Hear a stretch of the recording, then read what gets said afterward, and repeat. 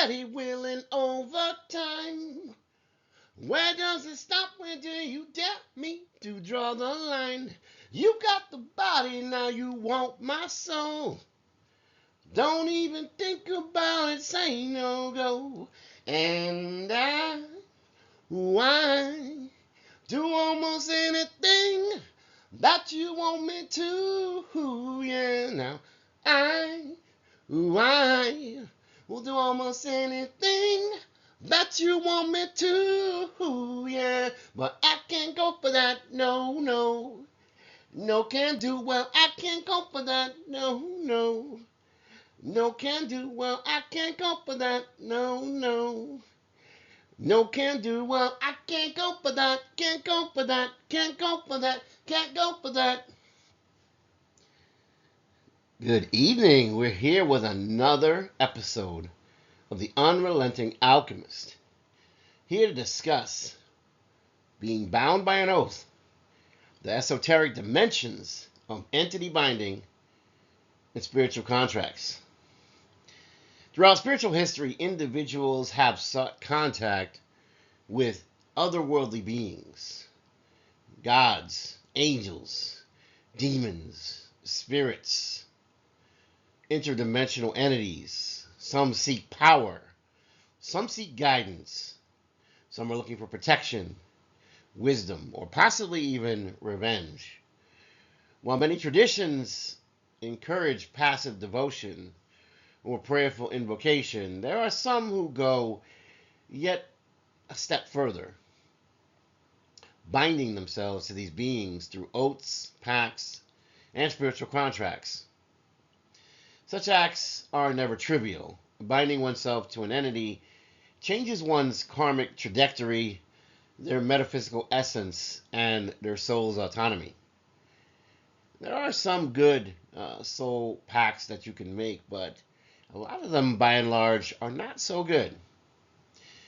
Drawing from occult traditions, magical systems, and mystical philosophy, we're going to examine in this video the metaphysical consequences of oaths, the nature of these entity-human exchanges, and the line between empowerment and enslavement.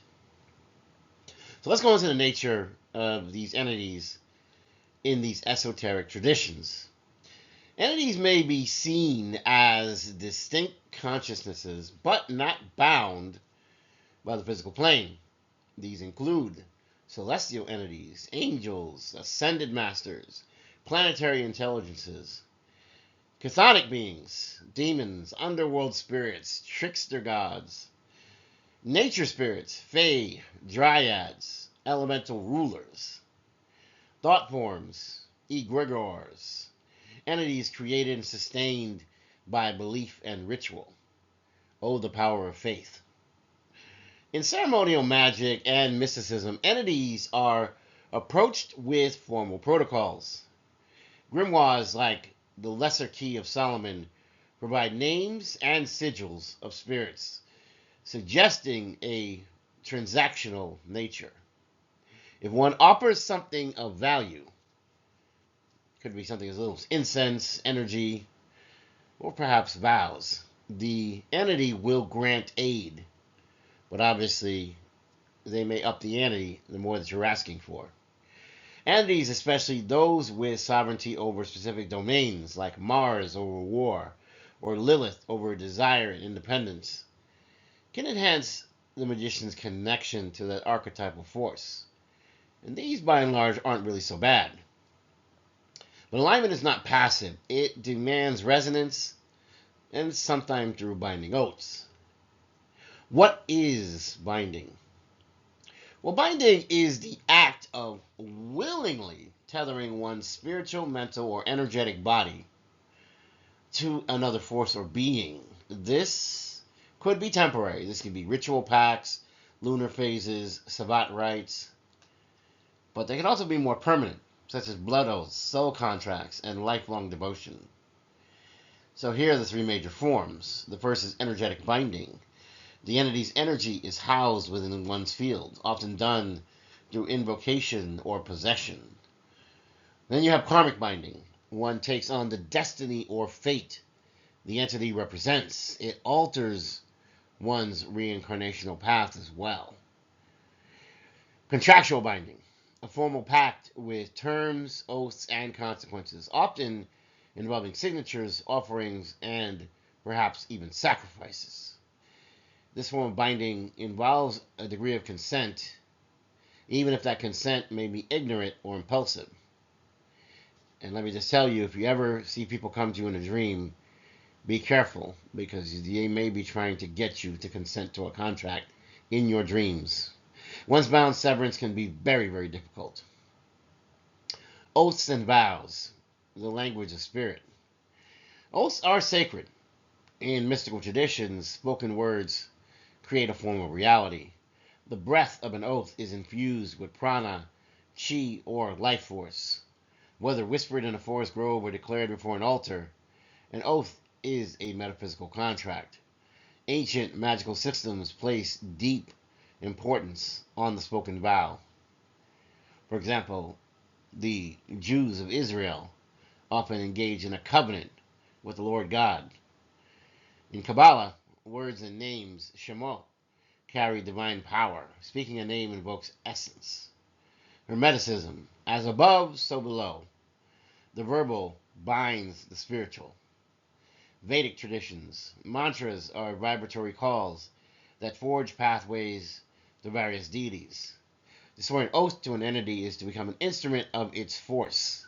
Some traditions bind themselves in lifelong vows, like the tantric devotee who vows to serve Kali in every life, or the Orisha initiate who vows fidelity to Ogun. So why do people bind themselves? Well, people bind themselves for many reasons, each with deeply esoteric undertones. They might be seeking power and knowledge. The seeker wants access to forbidden arts, forbidden knowledge, forbidden abilities, clairvoyance, shapeshifting, wealth, protection and revenge, to invoke spirits for shielding or retaliation against one's enemies. Desperation or longing. In moments of despair, people call on anything that will answer because they've reached a certain level of desperation. Destiny and calling. Some are chosen. Some feel drawn to a particular set of beings. For example, a person called to a lifelong service, magic in Hecate, or maybe Thoth from childhood. But the entity's aid will come with a price. In traditional pacts, the human often offers devotion, regular offerings, perhaps even sexual energy, or part of their life force. In darker cases, the pacts are made through blood, suffering, and or sacrifice. So what are the historical precedents for this? Well, across the world, many traditions show precedents of binding. For example, with Solomonic magic, King Solomon was said to bind 72 spirits into servitude using the invocation of divine authority.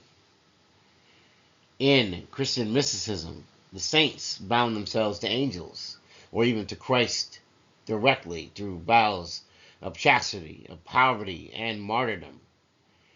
In the African diaspora, you have initiates who enter binding oaths with the Orishas, or in the case of West Indian, Caribbean, maybe to Loa, during rites involving offerings, trance, and even involving tattoos. In witchcraft and Wicca, there are dedication rituals that may involve a year and a day pledge to certain gods or goddesses. There are also Faustian pacts. Literature is full of pacts with the devil, quote unquote, or certain demonic forces, trading one's soul for knowledge, fame, or love. Such examples show the power of oaths, because when spoken, they shape not just the person's present, but their echo to the end of a lifetime, and perhaps even across lifetimes. What are the consequences of this binding? Well, the act of binding alters the person's energetic structure. The consequences could be beautiful, truly could be, but they could also be very disastrous. The positive outcomes include accelerated awakening, increased psychic powers, divine protection and guidance, manifestation of rare gifts, healing, spell work, alchemy. The perilous price of chthonic bindings are, by contrast, not so positive.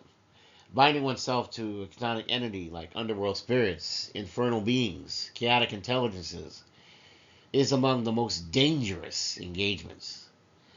These entities will often insist on harsh, rigid terms, such as blood offerings, acts conducted in secrecy, a form of emotional servitude, mental and emotional alignment to their dark nature, ruthlessness, vengeance, revenge if the terms are broken, nightmares, illness, psychological trauma, relationship collapse, and even energetic and psychic attacks.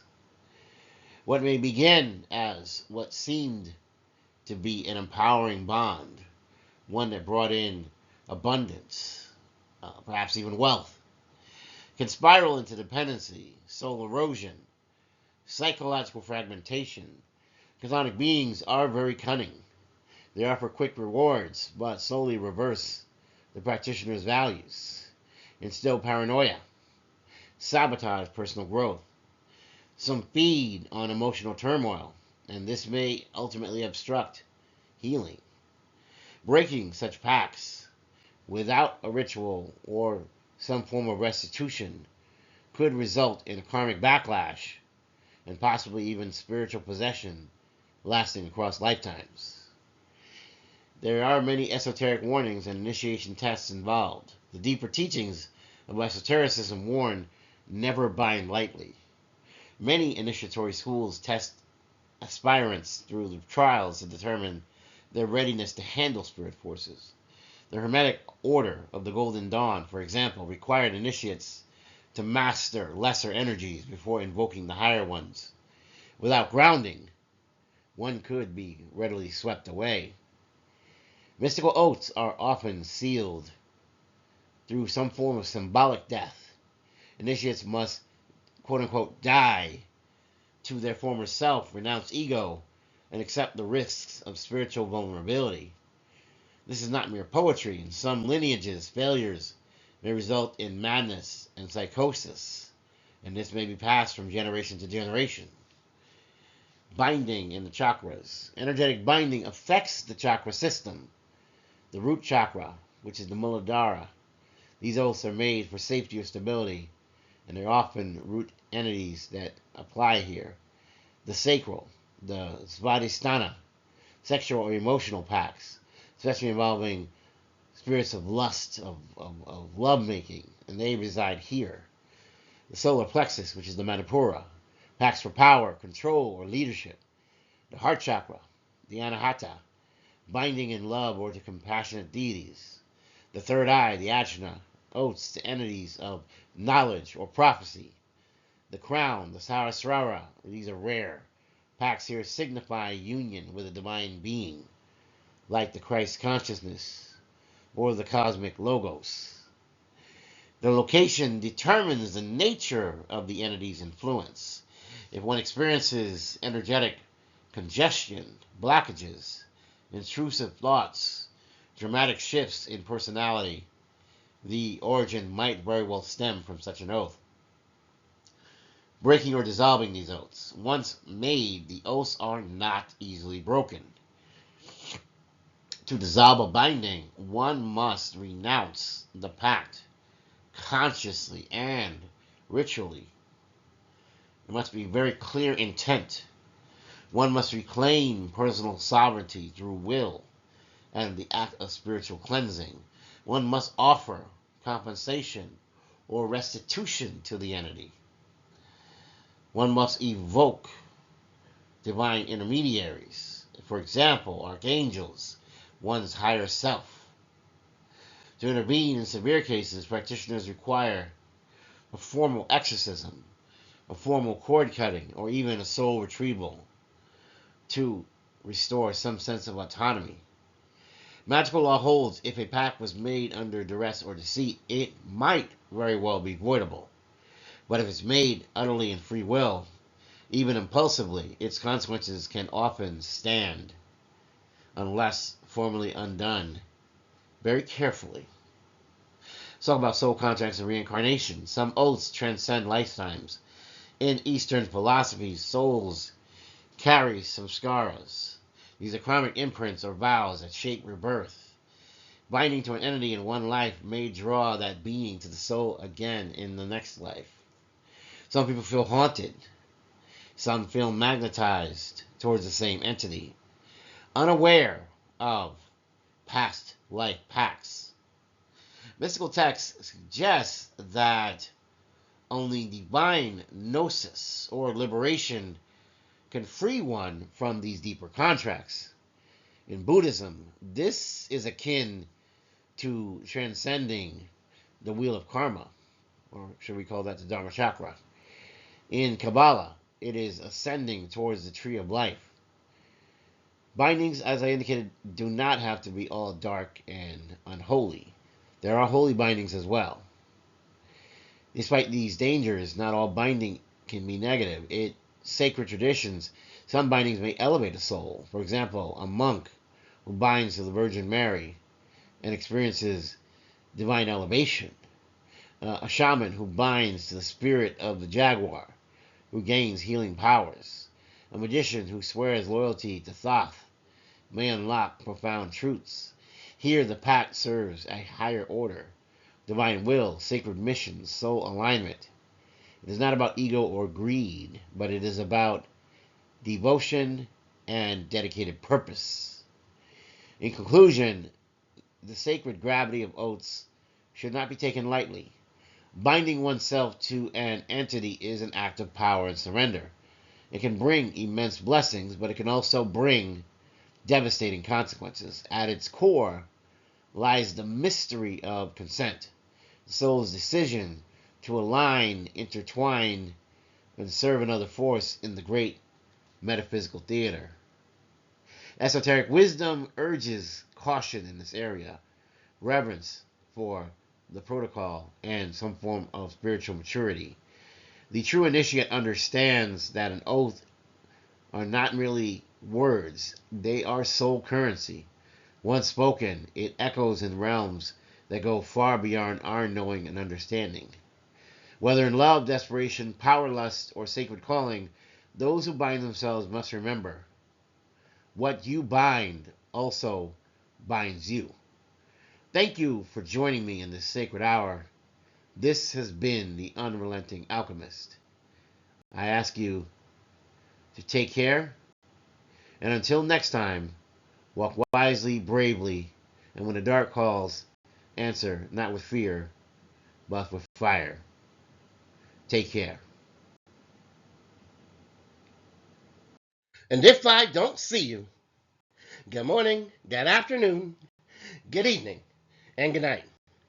Please don't forget to like, share, and subscribe. I love you.